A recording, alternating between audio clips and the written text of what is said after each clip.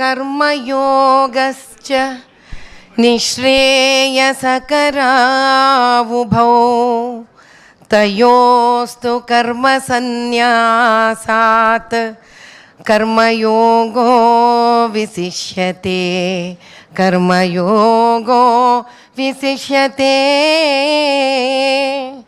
సన్యాసము కర్మము అను రెండు మార్గాలు మోక్షానికి దారితీస్తే అందులో కర్మ అనే యోగాన్ని నిర్భయంగా చేసేవాడికే మోక్షానికి దగ్గరగా ఉంటుంది.